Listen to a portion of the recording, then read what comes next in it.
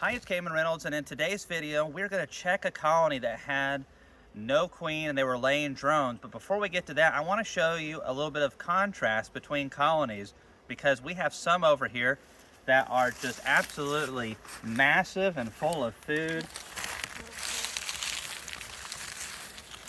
And then we have some that are quite a bit smaller. So, I mean, that's pretty darn big right there. So you can see we've thrown a pollen patty down in there. These colonies are just booming, and the next time we get over here, it's February 23rd. It's about 56 degrees, 4 p.m. Central Time. And let me smoke these bees out of the way. We are in here giving them some pollen patties because the maples were all just shot with that week of really cold weather that we had. Out of the way, bee, out of the way. Oh, goodness, yeah, it's got some weight to it. And so we're giving them these pollen patties to help out. But this one, the next time we come in here, we're going to have to pull some brood so they don't think about swarming, because they are just absolutely stacked full of bees. So this is a great colony. This one over here to the right, it definitely was a little bit smaller, but it has some good brood, so we'll just swap those over, and that's called equalizing. So this is the colony that had a drone problem. And most of the time when you have laying workers, it's very difficult to fix. It's a little bit different though coming out of winter, because the bees are still very fat. Is that very nice? Am I allowed to say that about bees? They're extremely fat coming out of winter if they're healthy. There's a nice 4 to 5 frames of bees. So we combined them with another small colony that had about 2.5 to 3 frames of bees and a good queen. And hopefully we're going to come back here about 10 days later and find they've merged together. But in a dearth period in summer, the bees aren't fat and healthy. They're a lot older typically, and you just waste a good queen. All right, look at that. So we've got bees from here to here. I'm really hoping that we find good, clean brood in this colony. And they've eaten their pollen patty. So show me the good stuff, girls. I only want, yes, we're queen right for an answer. All right, so we have some food on this frame, which is very good. And we are going to go ahead and go a little inward. Probably around here we should see if we've got a laying queen or not.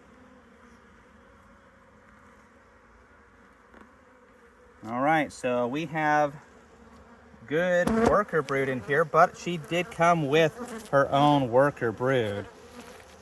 And we've seen emerging bees today. We've seen a decent bit of drones even today. Excuse me, drone brood. And now I'm looking to see if we can see eggs. Note showing that she's been in here within the last couple of days. Eggs are about 3.5 days old before they hatch and turn into a nice little larva. And I'm just checking to see if we can find her. Not yet. And I want to show you this one over here in just 1 second when we're done with this one. All right, so, oh yeah, seeing young larvae. If you look down into here, oh, there's the queen right there. So she's laying away. You have all of this young larvae right in here, and that is really good. So now this colony is queen right, and she's quite swollen up. She's missing one of her wings, which may have happened during that transition. It would have been better, especially for you new beekeepers who don't have backup queens, to have put her in a push-in cage. You can make those out of 1/8 inch hardware cloth or number 8 hardware cloth, and that gives her more protection to where they can't get to her for a while. So, but I mean, if you look at this right here, we've got a bunch of bees in here, and now as she's starting to lay her brood, these bees aren't going to be going backwards, and hopefully This will be a honey production colony. I think it will. We'll probably give it a frame of brood from another one. Here you can see some of the drone brood that the laying workers had laid up. But they've stopped doing any more. There's no laying worker sign, no young stuff. This is just old stuff left over. So I think we fixed the situation. Fantastic. So what I'm going to do is give them about a half of a pound of pollen patty. We've got a lot of pollen coming in today. I want a little bit more to smooth out the gaps. Not all pollens are perfect. And to me, it's cheap insurance for what I want out of this colony. It definitely needs to build up a little bit. So I'm going to put the lid on that one. We're going to come over here real quick.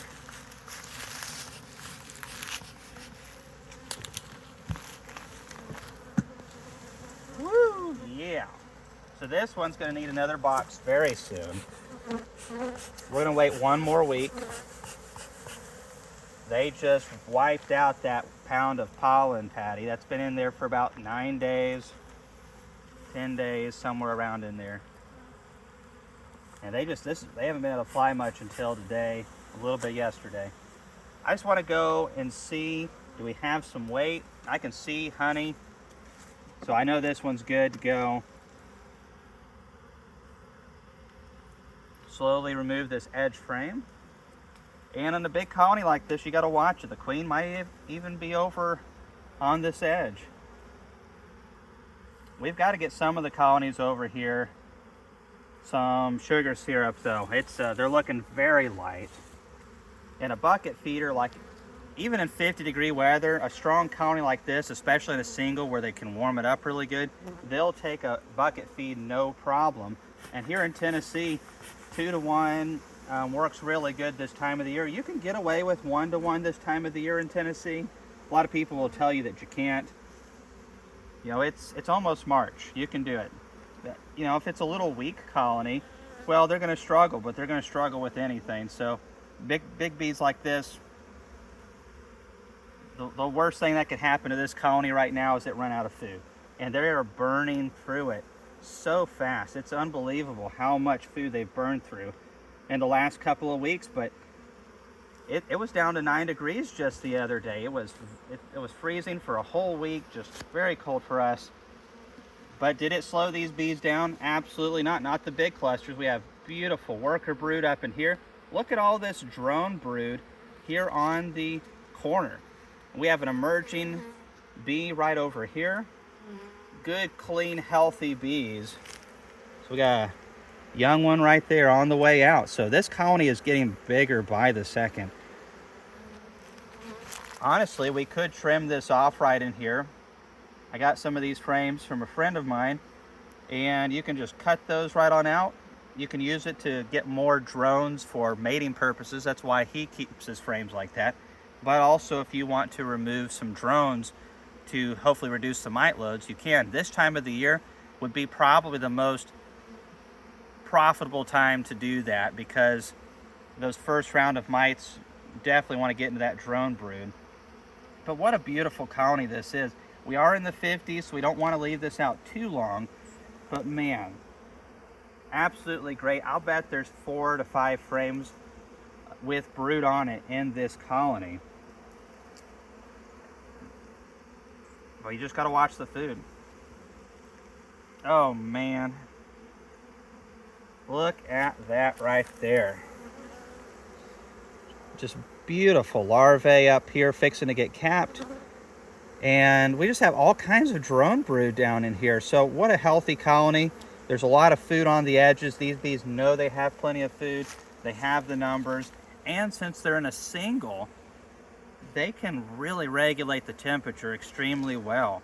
So Talon and I, Talon's one holding the camera today. That's why I look so short. Laurel is shorter than me. Talon, he is not. Yeah, thank you. Thank you. You should have started that way. So, you derailed me.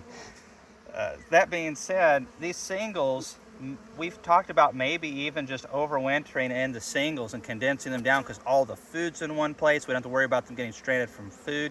They don't burn through as much food because they aren't, it's more efficient. Their heat's more efficient. They can regulate better. Of course, a little bitty 3-frame colony in a 10-frame box, that doesn't really matter that much. But for these whoppers, they just really, you don't have to worry about condensation with these things. That lid's getting warm all winter long. Anyhow, I could talk about this all day. So we fixed this colony. It's going to be a honey production colony now. I guarantee you next week we're going to put a second box of comb on this one, and we'll probably take 1 frame of brood and put it over into that one, trying to equalize these out. And we're going to go through the other colonies and do the same. So a pollen patty for both of them, probably sugar syrup next week, and more space and equalizing. Thanks for watching this video, and we'll see you in the next one.